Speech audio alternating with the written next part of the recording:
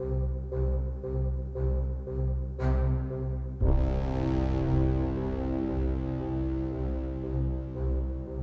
have an unidentified flying object. I'm Jack Oswald, and you're listening. This is Hudson Harmony, and you're listening to... I'm Richard C. Hoagland, and you're listening to... I'm Art Bell, and you're listening to Dr. J Radio Live. We have an unidentified flying object.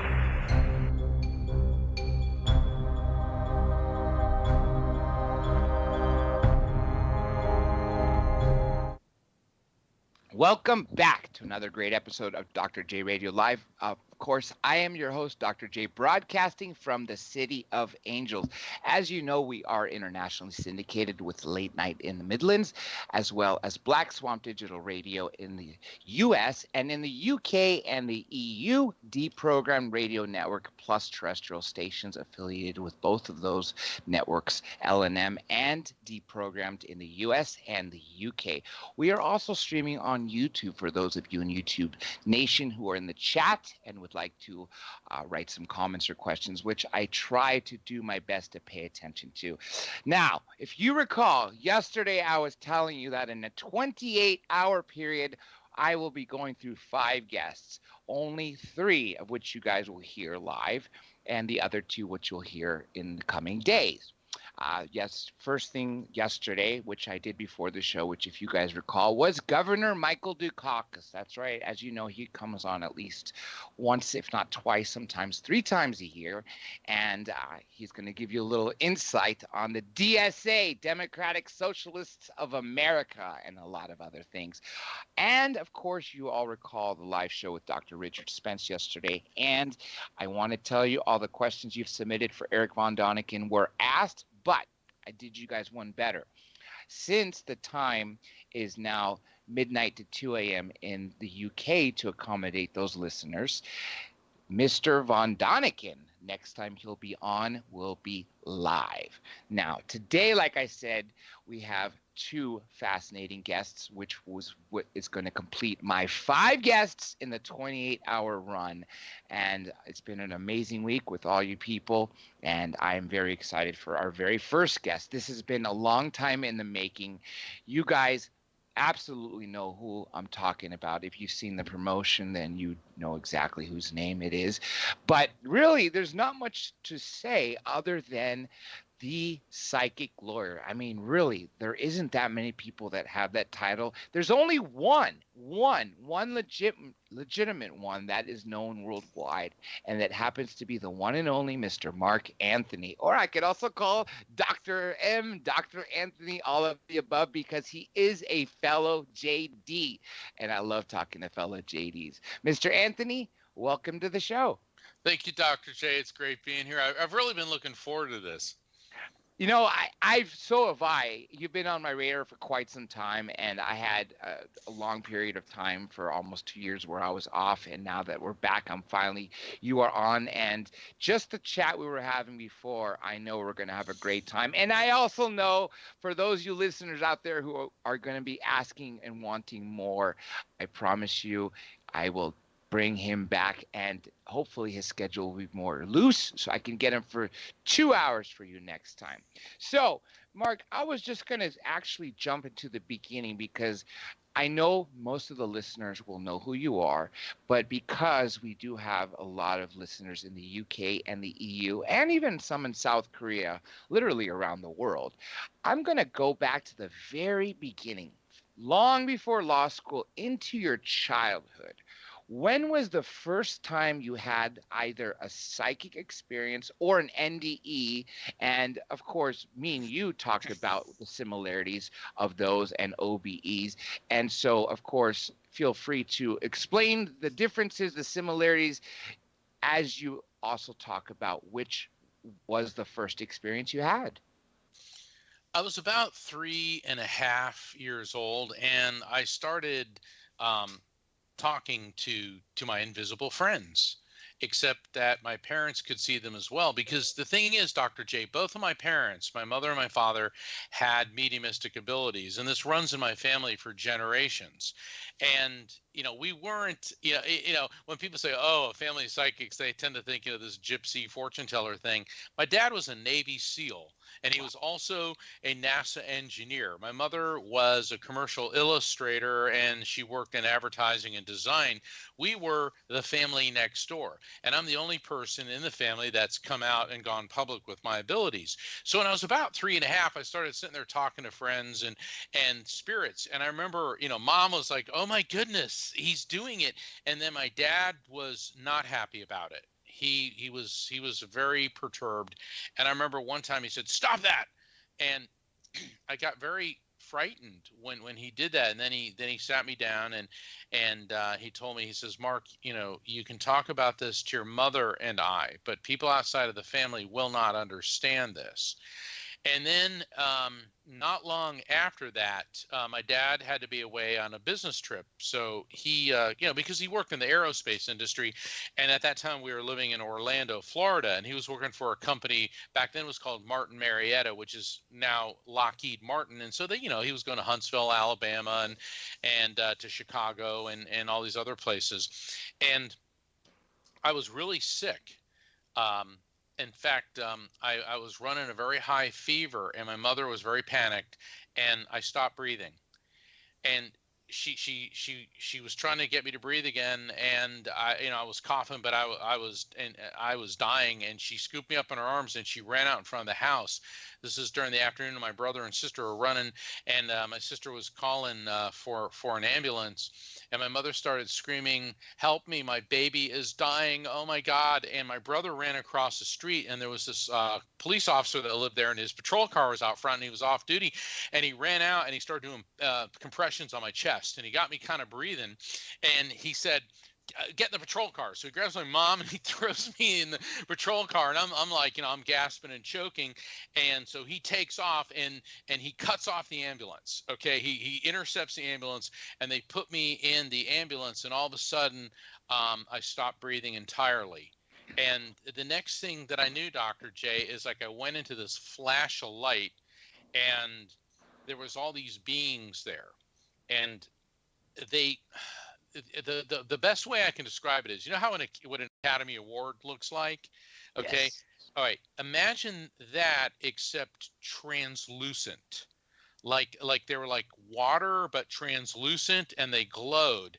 And I noticed several of them around me, and they were really, really sweet, really kind. And they're like, "Mark, you have to go back." And I've done research on this since, and also in my readings as a medium. When I see entities like this, you and I might refer to this entity as an angel. So they appear to be these angelic, glowing, translucent beings. And then all of a sudden, I came back because they were doing compressions on my chest. Well, what had happened is they got me in the ambulance, and now they're going 90 miles an hour. They're trying to get to Orange Memorial Hospital in Orlando, and back, my mom was in the ambulance with the paramedic. The cop, said, "Hey, take them." And all of a sudden, the ambulance door closed on the oxygen hose, and the paramedic goes, "My God, we're losing him again." All of a sudden, I went back into the light, and what was going on is the paramedic said, "We have got to get the oxygen hose," and they literally were going about 90 miles an hour, and my mom said, "I'll do it." So he's got his hand on the ventilator on me. He's got his hand on my mom's waist. She was wearing this like one-piece dress, skirt thing, and she opened up the door, pulled the oxygen hose in, and then all of a sudden, next thing I remember, I go, and I was back in the ambulance, and they go, "We got him back," like that. And so in those few moments, I went twice into this realm with these beings, and I have seen these beings since then in readings for other people, because in my work as a medium, what I've found is that there's not just human spirits on the other side. There's non-human spiritual intelligence. There's animals. There's all types of beings there. It's only human arrogance that assumes that only people go to the other side or heaven or whatever you'd like to call it. So by the time I was 4, I had not only started seeing spirits, but I'd actually flatlined, stopped breathing, died, went into the light, and so from that point on, spirit communication and the presence of spirits around me has been an ever-present thing. And then as I was getting older, I realized that not everybody's family saw spirits on a regular basis. And I did well to heed my father's warning not to talk about this outside of the house. Now, let me ask you this, because now you just described 2 distinct things. First of all, you at a tender age, too. As a matter of fact, we were just talking about this with Father Jack Ashcraft the other day. Long before you have what's called the age of accountability, when you're truly an innocent child. I mean, 3.5 years old is very young. You know, you're still developing your consciousness and learning your rights from wrongs, etc. So when you were seeing these spirits and before the NDE, what did they look like? I mean, one person I've had on the show is Jennifer. She used to be maiden name Celsi. I believe her current name, since she got married, is Malik. And she also had experiences like that where she can see dead people, and it just reminded me of the movie The Sixth Sense. Yeah. I also see that you are having that same sort of ability. What did these people, as you're seeing them at 3.5 years old, before the NDE, when you saw other spirits, including the non-humans, look like, and how did they interact with you? They look like people. I mean, they look just like people, but they're kind of transparent. And the best way I can describe this is I'm going to ask you and all the listeners to think of the Eiffel Tower. Okay? Do you see it in your mind's eye? Yes. That's how I see them. And there's different types of clairvoyance. The Sixth Sense has different parts to it. There's clairvoyance, clairaudience, clairsentience, clairsavance, and clairvoyance is the visualizing the spirits, and objective clairvoyance is when I'll see a spirit like standing in a room, and the reason it's called objective clairvoyance is because other people, particularly other mediums, can see the same spirit, and then we can objectively verify what he or she looks like, what they're wearing, that type of thing. Subjective clairvoyance is seeing an image of the spirit in one's mind's eye, like a vivid memory. That's why I'm saying the Eiffel Tower, because I know everybody around the world, knows what the Eiffel Tower is. Yes.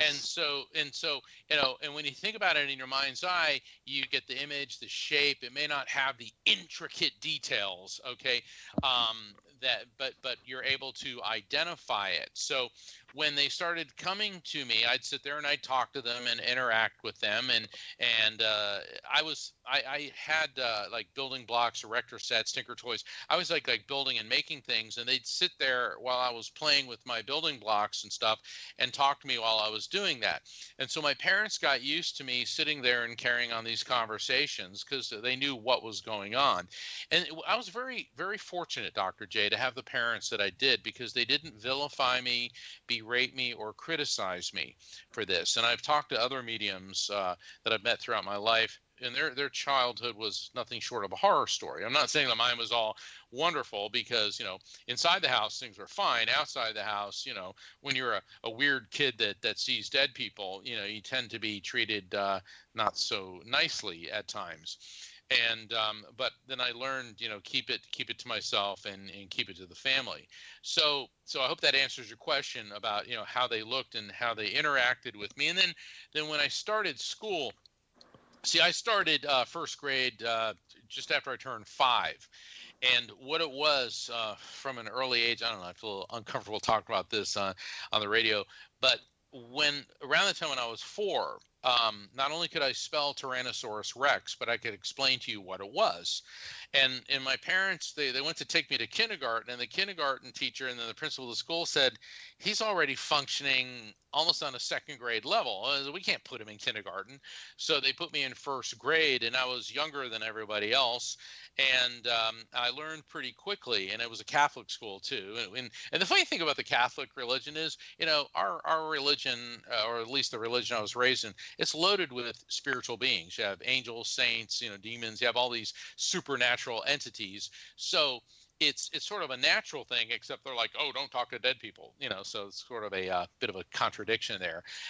But I learned to keep it to myself, even though our family always had the reputation of being that family. So. No, this is one good thing, because in a sense that you had that such a loving and caring family that also both understood it and was encouraging you and not telling you you're crazy or you'll grow out of it. Everyone has imagination friends that are invisible when they're young, but yet they recognized it because they too were having their own psychic powers. So let me go back a little bit further before I go back into the future of you, because that's where I was going to go to. How far does your family lineage's history go with regards to being psychics or having some sort of psychic abilities? Because before we came on air, the amazing conversations we were having about lots of things. You mentioned, when I asked you about NDEs, you talked about NDEs that you had, which you just brought one up, as well as those in your family. Right. Well, with psychic abilities, we've been able to, we meaning myself and a couple of my family members, track it back to the 1890s, pretty much on both sides of the family. And my father's side of the family, they came from Pennsylvania. They were very waspy, they were of the Baptist faith. And my father, his sister Marjorie, his mother Isabel, and her mother Grace, all were mediums. And then on my mother's side of the family, they had emigrated from Italy. I mean, my mother was born here, and so was her mother, but her father was born in Italy. And my mother's maternal great-grandmother, Giovanna, was known in the New York Italian community as the woman who knew things. In fact, I write about her in both my books, both Never Letting Go and Evidence of Eternity. And what's even cooler is that PBS, Public Broadcasting, did a special, I think 2 years ago, called The Italian Americans. And there is a whole segment on my maternal great-grandmother, Giovanna, and her psychic abilities are referenced. So it was really amazing seeing that on television and seeing family pictures there. So it's been documented that at least for the last century, it appears that psychic ability is what is known as a recessive genetic trait. A dominant genetic trait would be like right-handedness, and in my family, brown hair, brown eyes. Left-handedness would be a recessive genetic trait. In other words, it skips a couple generations. The interesting thing is that both my parents had this recessive trait, and then when two parents possess a recessive trait, the likelihood of one of the children inheriting that trait increases greatly. And so that would be me. I've got two siblings, and while they're very intuitive and they are able to anticipate and at times even see future events, neither one of them is a medium. So, and they're always joking. They go, yeah, you got the full upgraded package. So I always laugh about that with them.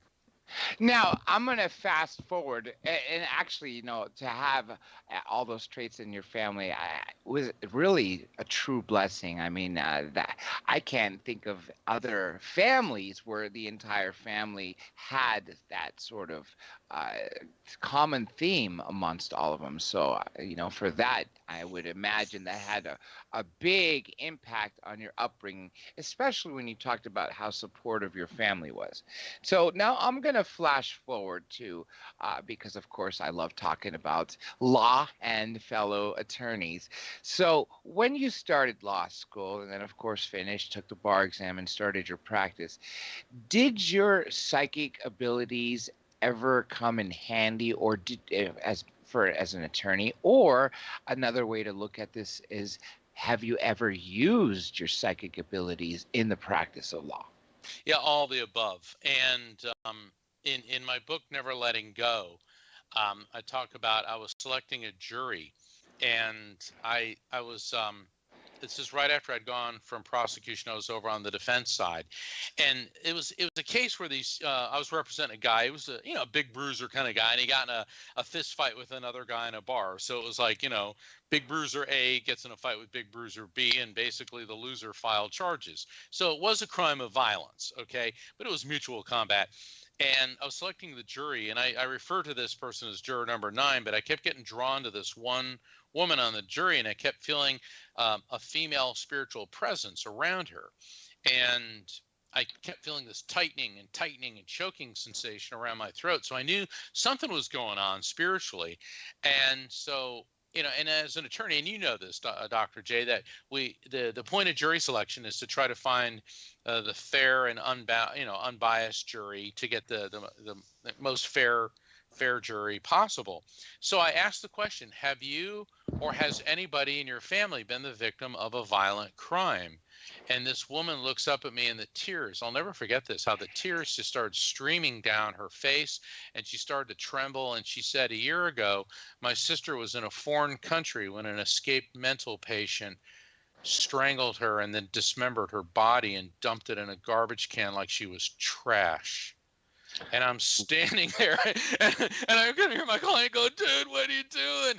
And even the prosecutor was an incredibly annoying person, wasn't objecting because he was like, what do I do?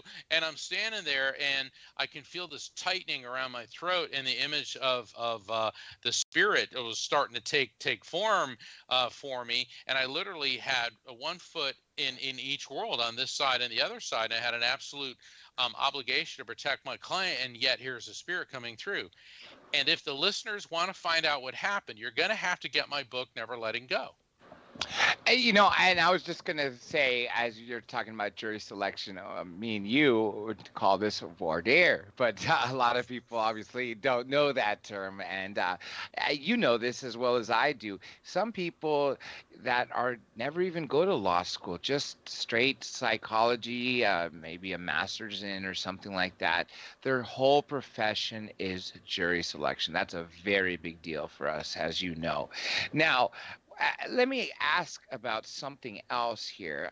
Let me see what exactly I wrote. I think it is the evidence of eternity. Talk to us about that. I mean, when did you write it, and what's it about? Well, when I was on the Never Letting Go tour, and let me talk real quick about Never Letting Go's. It helps people get through grief. It's a guide on the journey through grief, and it's very healing. It's recommended by hospices and grief counselors worldwide, and it's in a couple different languages. And so when I was on the Never Letting Go tour, Dr. J, people started asking me questions about reincarnation. Is there a hell? What happens if people commit suicide? Do animals have souls? Is there any type of scientific basis for what you do or to substantiate the afterlife? So I kept a list of the most poignant questions, and that became, if you will, my outline for evidence of eternity. And so what evidence of eternity does is it bridges the gap between the spiritual and the scientific by demonstrating that the afterlife and heaven and God exists on the basis of science, quantum physics, and spirit communication is possible through both of those, and is based on human physiology. And it doesn't really contradict any of the great belief systems, because if you take away the cultural differences from them, they're all talking that the soul pre-exists the body, comes into the body, and then continues on after the body. Energy is neither created nor destroyed, only transferred from one form to another. And evidence of eternity, it was up for a Pulitzer Prize. That was such an incredible honor. I think it's in 6 different languages now. It's also an audio book. So if people want to find out about evidence of eternity, or Never Letting Go, please visit my website, which is evidenceofeternity.com. So I was trying to make it easy. I mean, even if you put in neverlettinggo.com, you're still going to get to my website. And so evidence of eternity has been featured on television and radio, and both my books are going strong. And in fact, I'm in the process now of the next book, so I'm very excited about that. But the work that I do, Dr. J, is where I differ from other psychics is that based on my training and experience, not only as an attorney, but as working with forensics, with physicists, with medical doctors and other medical personnel, plus the fact that my dad was a NASA engineer, all my friends are basically rocket scientists at NASA. I have a very strong background in science and theoretical physics, and I see the correlation between what I do as a psychic medium and physics and energy transfer and frequency. So I explain all of this in easy to understand everyday language and illustrate it by hard driving, fast moving stories. Because, I mean, you went to law school. Nothing's worse than suffering through a book on civil procedure or basic taxation. I want people to be edutained. I want to educate and entertain. And so that's that when I go on speaking tours, that's how my lectures are structured, and that's how my books are presented. Now, speaking of tours, one thing we talked about before we came on air was the fact that you are on your tail end of a tour for 2018. When did this tour begin? Where have you gone? And mind you, since we are broadcasting also in the EU as well as UK and of course in the United States, if your tour included anywhere in any of those three regions, please feel free to hesitate, because those people in Europe or in the UK, if you were there, may be happy to know when you're going to come back, or they might have even seen you if you were there.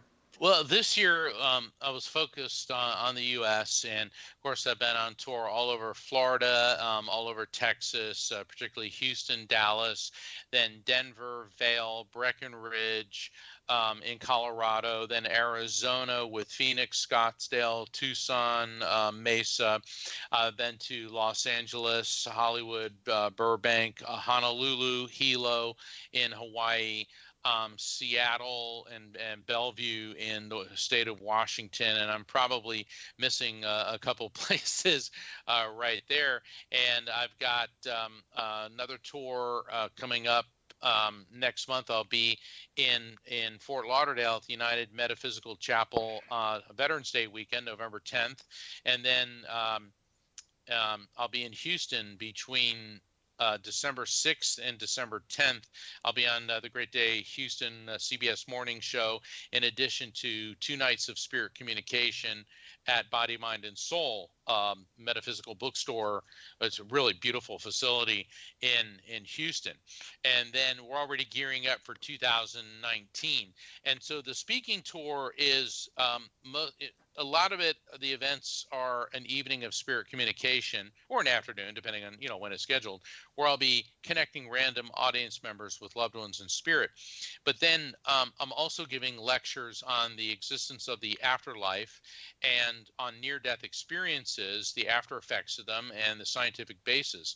And then I just gave at the Afterlife Research Education Institute in Scottsdale one of my favorite presentations, Rulers, Royals, Psychics, and Spirits, which explains over centuries how people of power have had their mystics and psychics behind the thrones as advisors. And it's really a lot of fun.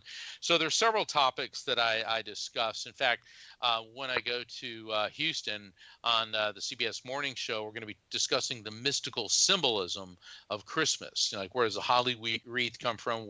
What's the origins of mistletoe, the Christmas tree, the nativity scene, and the significance of gold, frankincense, and myrrh, and who were the magi. So there's a lot of topics that I discuss. And that's also one of the reasons why I've been nicknamed the Psychic Explorer, because what I do, Dr. J, and what I have done is I've traveled all over the world, certainly throughout Europe. I love the UK. I've been to several sites in the UK and conducted investigations and readings there, and then all throughout continental Europe. But I've also been to Southeast Asia, Central and South America, the Pacific, the Caribbean nations, in search of understanding their mysticism, their spiritual practices, and evidence of eternity and of the afterlife. So it keeps me busy. There's seldom a dull moment or an off day. And so when I actually do get to spend time at home for a week or two, I always enjoy being with my family. And you know what? I got to say, I envy you for being such a world traveler. Seeing all those beautiful sights has to be something amazing. And I would truly think that the people that are in, the audiences of your tour, or the people that you work with, that you're actually connecting them to loved ones or the spirits of people they have lost.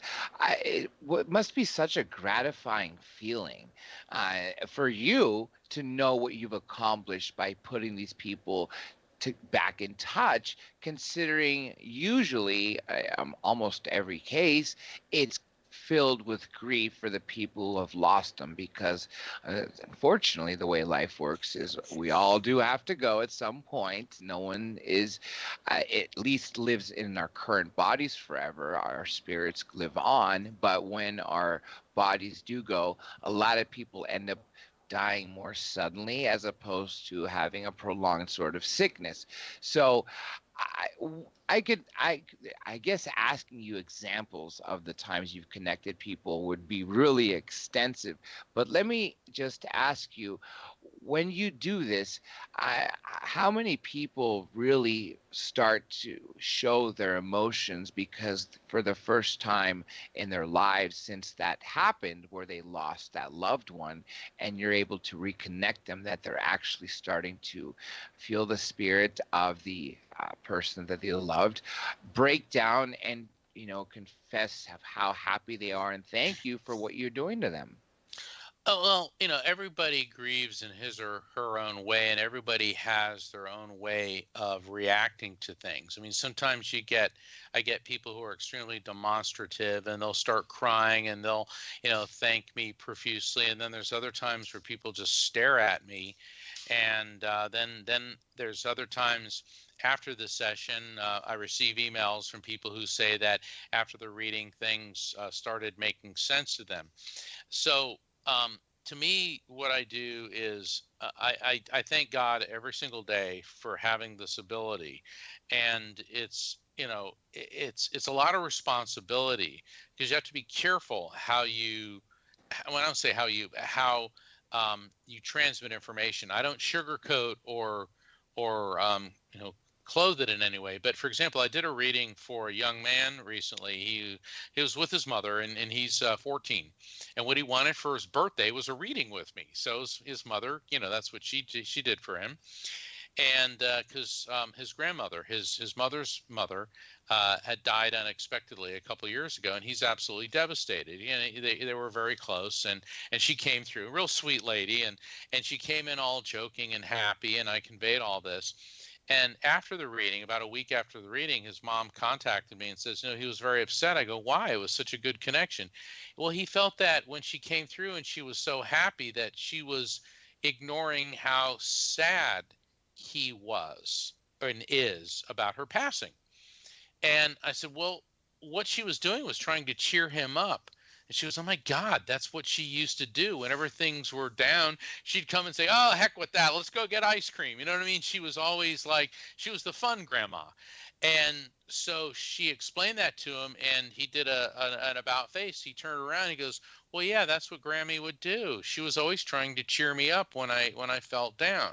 So, you have to realize that everybody is going to react in their own way. And some people are extremely happy. Other people, they think that I'm pulling some type of trick. I mean, I've had people say, oh, well, you must have Googled everybody in your audience. Oh, really? Okay, so first off, I knew that these 500 people were going to be there. I Googled every single one of them and remembered it all. I mean, come on. The thing is, mediumship, spirit communication is real. I can produce all the evidence that comes through to me. And for those who are open to receiving it, there will be messages of love, healing, and resolution. And then there are some people, no matter what you do, no matter what evidence you produce, they're going to disrespect the process and reject it. And that's their decision. I'm just the conduit of the information. What they do with it is up to them. Now, let me ask you this, because this is fairly important. When you first started, because, again, this is something I actually posed to Eric Von Doniken 50 years ago for him, since this is his 50th anniversary from Chariots of the Gods, is the way the world has finally started to sort of accept things that, in terms of what he was doing, that wait a minute, maybe we are not the crown jewel of, creation of the beings in this entire universe or multiverse. So the same question sort of flipped around to you with regards to how people perceived you when you started first talking about the abilities you had. What did the skeptics try to say to you versus now where you're on mainstream television and you're openly talking about it, and clearly with the amount of attention media you're getting, and what is it, I think 200 some thousand Twitter followers, people are clearly appreciating what you do for them and believe you. When did you start to notice that change, or was it sort of a gradual thing? I wasn't really taking notes on when there was a change. What I will say is that there is a difference between a skeptic and a cynic. A skeptic is somebody who does not necessarily believe something, but is open to being persuaded and receiving evidence or information which will confirm that. A cynic is a closed-minded, sarcastic person that no matter what you do will not believe that. It's like I'll just use this as an example, like the flat Earth people that believe that we've never been to the moon and the Earth's a flat disk floating through space, and that the moon is only 60 miles above us. Even though some of these people are seemingly intelligent, nothing will change their mind, and I can't really worry about that. Then there are people. Social media is a beautiful thing, but the problem with it is social media also gives platforms for cowards to be bullies, because they can sit there and write horrible things that they would never have the courage to say to your face. People write, these things, and if that makes them feel good about themselves, then all that indicates is that they have major self-esteem issues. I do my very best to treat people the way I want to be treated, because isn't that what every great spiritual teacher from the dawn of history has told us? I mean, we call it the golden rule, but they all have said that. And it's real easy to see that on paper, but it's much harder to practice. Yes, absolutely agreed. We do have a call that's been waiting on hold, so I'm going to go ahead and bring him in. Area code 254. Where are you calling from, and what is your name? Hello, my name is Patrick, and I'm calling from Temple, Texas. Patrick, welcome to the show. Hi, Patrick. How you doing? I love Texas. I'm great, Mark. Hey, listen, man, I've got a question for you, because this is something that's been bothering me for a really long time. And you say that you have a skill, somehow to connect people with people that are lost. And I lost my son back when I was when I first got out of the Navy. I was 24 years old. I moved into Palm Desert, California, and I met up with some Mexican woman who was an illegal alien, and she scammed me, and she wanted, I think, an anchor baby or something, and so I ended up having a child that I've never met. Okay, all I know is that his name is Patricio Requena Lopez, and she gave him that name because Patrick is my name. Patricio is the Mexican version of it, and then the Requena, her name was Luz Maria Requena Lopez, and so she gave him her last name and middle name, which was in that culture means that he's a bastard. He has no father, and so now I have a kid running around out there that I've never met, and I want him to know that I didn't ditch him, because I've been trying tirelessly throughout all these years to try to find him, and I really would like to find my son. Well, first off, no father should have to go through something like that, so please accept my sympathies on that. That's not what I do. I communicate with spirits, okay? So I don't necessarily find people in this world who are still alive. And I'm sure you've probably hired a private investigator and given them all the information on that particular Yes, it's all come up dry. Yeah. Yeah, so it's entirely possible too that he may not even be in this country. Oh no, he is. He's probably in Arizona or California, because somebody was using my. You never know. He may end up looking for you someday. So all I would say is just put that out there, energetically, and pray that one day he's going to want to find his father, and that he'll lead. That will lead him to you. And I don't mean to be trite when I say this, but I'm a firm believer in synchronicity, and that everything happens for a reason. And the problem is understanding what that reason is, and understanding why these terrible things have to happen to us. You fathered a child, and clearly you're a good man and a nice guy, and I bet you would have been a great father to this young man. But for whatever reason, he had to come into this world, and perhaps his mission in life is already set in a different direction. But he very well may show up on your doorstep one day. So keep that out there. Right, and I do appreciate your comments, and I apologize for calling in under the wrong assumptions, but I just hope that he's not the basket case I was, when I was his age, because without a father. Look for him on Facebook, I mean, social media. I have. Yeah, you never know about social media, and if you know his mom's relatives, because they may be blocking you, but maybe some of her relatives haven't. So, give it a go. Thank you, sir. You have a great night. Yes, Patrick, I want to thank you for having me on. Yeah, of course, Patrick. Anytime this is what the show's about, it's for you, the people. And, of course, when the guest is on the show, he's the guest of honor. This is why we do this, for people to come on the show and to talk about amazing topics, and for you guys out there to have any questions you have answered.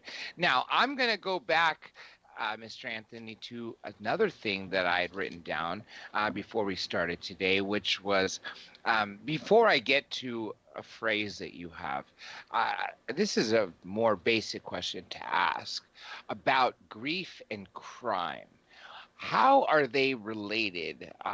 Because I see how they're related in the sense that, well, someone who causes crime that hurts somebody that I know or myself, or even if it's just a stranger, someone gets killed on purpose through a murder, something like that, that affects me. But in your terms, how are grief and crime right. Let me explain. Yeah, Dr. J, one of my signature theories is called grief, crime, grief. And what I found in my work, not only as an attorney, but also as a psychic medium, is that let's say there is a significant death in the life of a child or a young adult. Okay, it could be a sibling, parent, even a beloved pet, grandparent. And not everybody comes from a family where they're going to discuss and grief, or they reach out to a faith community. So if grief is not properly dealt with, and I see this a lot with people that they'll tell their child, oh, don't think about it, don't worry about it. Okay, so there's this avoidance and denial, and you can't avoid and deny grief. Or, hey, here, smoke this, snort this. You can't out drink, out snort, or out have sex your pain and grief. So if you try to suppress or avoid grief, it will resurface in other areas such as drug addiction, alcoholism, impulsive behaviors, rage, anger. And so the grief that is not dealt with properly then results in addictive and other types of dangerous behaviors, which can lead you to commit a crime which inflicts grief upon somebody else. For example, drunk drivers. People who may be alcoholics or really drunk because they're trying to dull the pain, they don't mean to get behind the wheel of a car and go kill somebody, but they do. Because that's why it's so important with children and young people, and all of us, but particularly children, to make sure that they receive the proper counseling, the proper guidance, reach out to a faith community, have the family talk about it, find out what does the child know about death, what does the child feeling. Telling them not to think about it or don't worry about it doesn't help. So that's why we've got to break the grief, crime, grief cycle by making sure that children who are the victims of the loss of a loved one are dealt with properly. And I have seen this thousands of times because I've never met an alcoholic or a drug addict or a person that has impulsive desires to commit crimes that was a happy person. And what I've found is at their root, there is that unresolved death. So grief counseling is an important part. Even if you are, let's say, 42 years old, but you lost your beloved grandma when you were 8 years old, that is still affecting your behavior, and you're going to have to confront that and deal with it. I'm actually glad you said that, because there's a lot of people I've lost in a span of these short years, and I've never really confronted that. I've sort of pushed that in the back of my head. So if it is affecting me, then that is definitely something I would need to explore.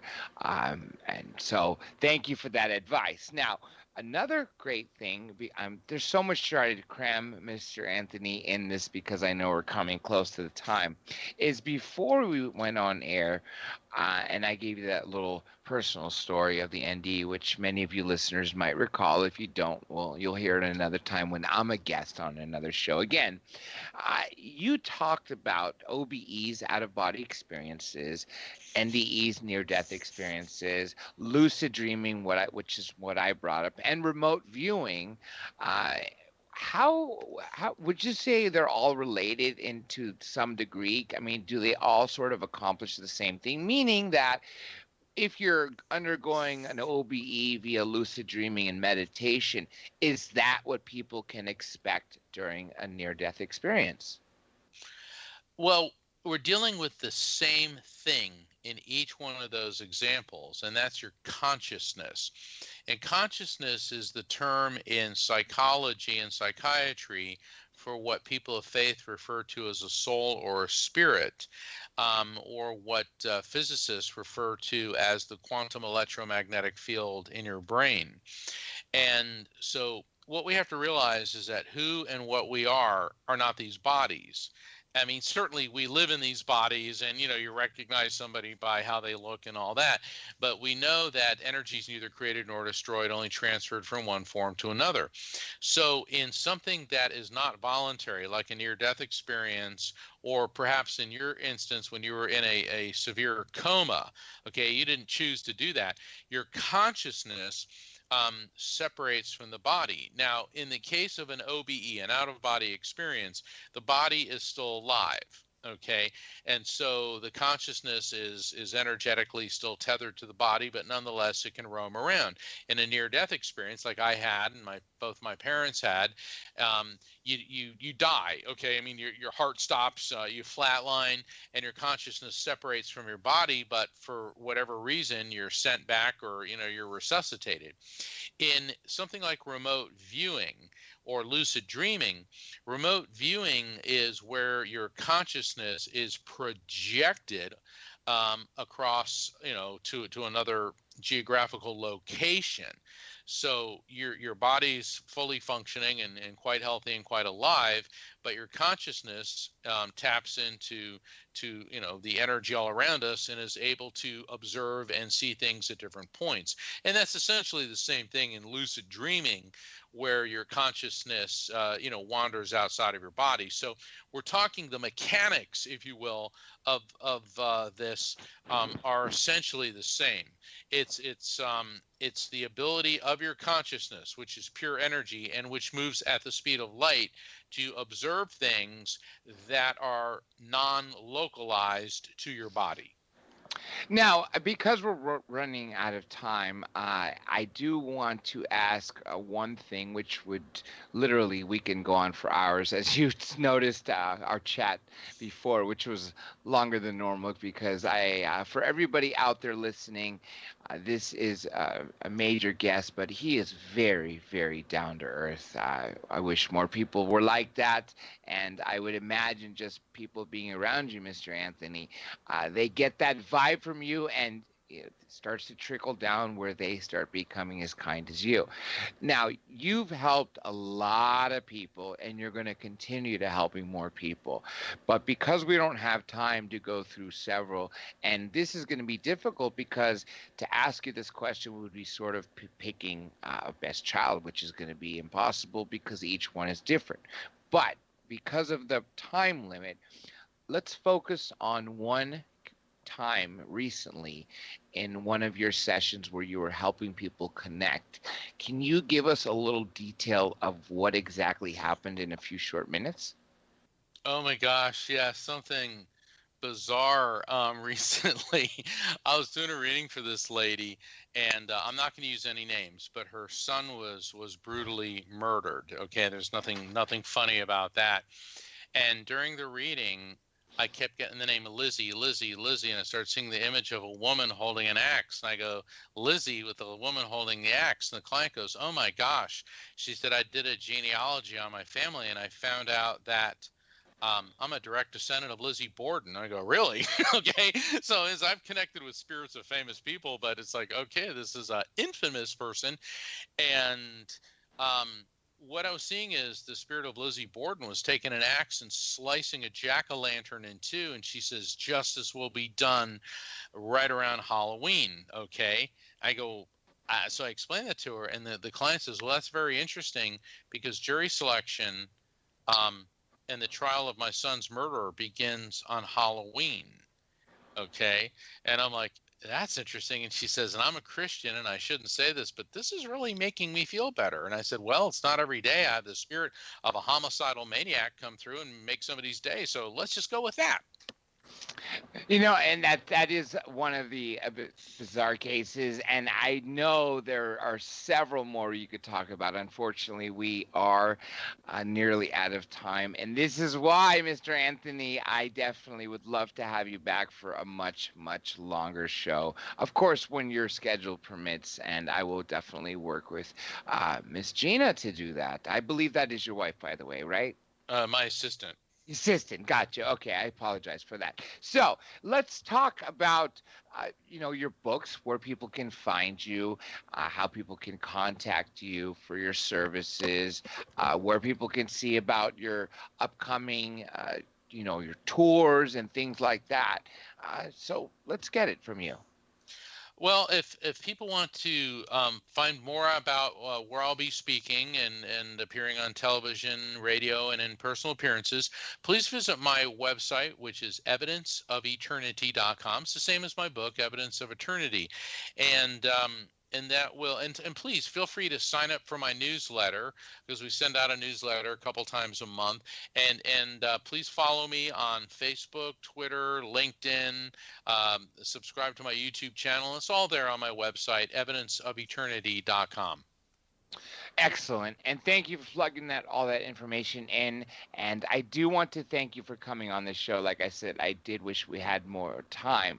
Everybody out there, please stay tuned. When we get back, we are going to be talking on yet a similar topic. You guys get two similar topics, but on a whole different level. Robbie Thomas will be joining us live, and he is a psychic medium criminal profile. Again, Mr. Anthony, I want to thank you for, again, being so kind and one of the easier guests to work with, and I look forward to having you back on air, and I truly hope you enjoyed this as well as we did. Thank you so much. I appreciate you having me on, and to all the listeners. I'm Mark Anthony, and you're listening to Dr. J Radio Live, a show not to be missed. Well said. Thank you so much, Mr. Anthony. Everybody, like I said, stay tuned. We'll be back in 3.5 short minutes. And with that being said, just be ready as we come back. Thanks again, Mr. Anthony. You're very welcome.